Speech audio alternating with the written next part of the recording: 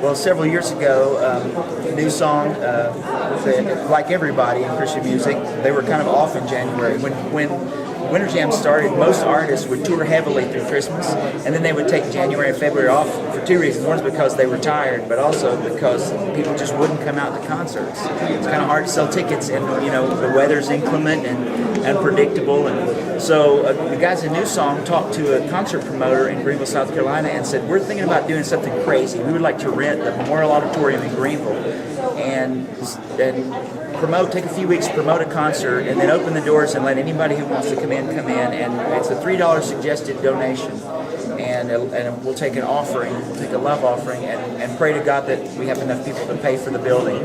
And they ended up turning away a couple thousand people, and they realized, you know what, people don't want to stay home, there's just nothing available. And so what was one city became 3 cities, became 5 cities, and it just kind of, so we always are quick to say, God is behind Winter Jam. It's a God thing, and we hold it like that. We realize it's His event.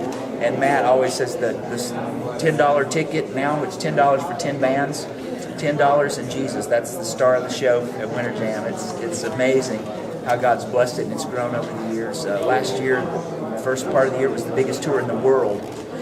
560,000 people came out, and we were as amazed as everybody else. We're kind of enjoying it, and we love watching what God does every year. Love it. I think it evolves. I mean, every year something changes. One year they had got stuntmen on motorcycles in big steel balls rolling around the arena, and last year we had an illusionist riding a motorcycle around the arena blindfolded. And I mean, we've had everything you can imagine. But the neat part about Winter Jam, the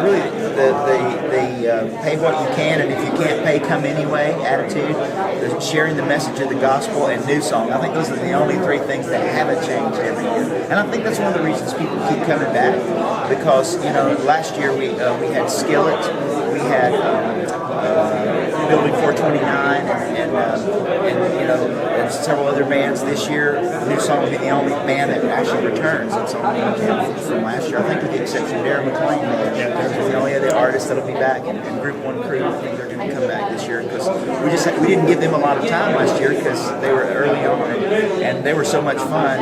We asked them to come back. That happens on occasion, but every year we keep working at it. We try to, find ways to make it more interesting, to make it more fun, to use our time better, to make it more of an experience. It's almost like a music festival on wheels a little bit. So we look for opportunities to make it interesting and make it engaging and powerful. We talked about this earlier with Russ. There's definitely a sense of community that happens on this tour. It's probably the most special thing to us, not necessarily for the crowds that come up. We pray that they can sense that there's a community, but something that's happened over the last few years, we do this thing called Jam Church, where we're on the road for 3 or 4 months, and we need church. We do have 2 road pastors out with us, so they take turns, giving a sermon or a message, and each band takes turns leading worship on Sunday mornings. So we're sure to kind of close the doors, and that community that's developed has been something unique that I've never experienced. I've been on a lot of tours in my life, and I've never seen anything like this.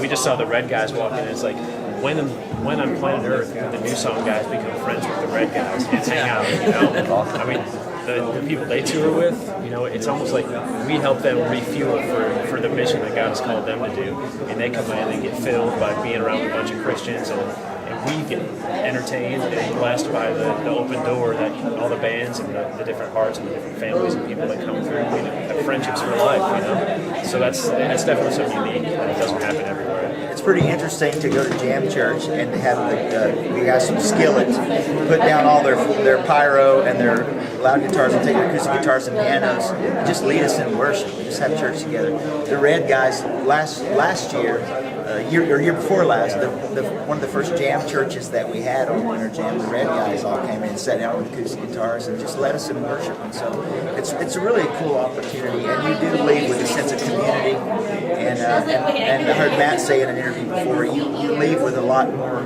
friends for life, people who do what you do, that share the same mission, really.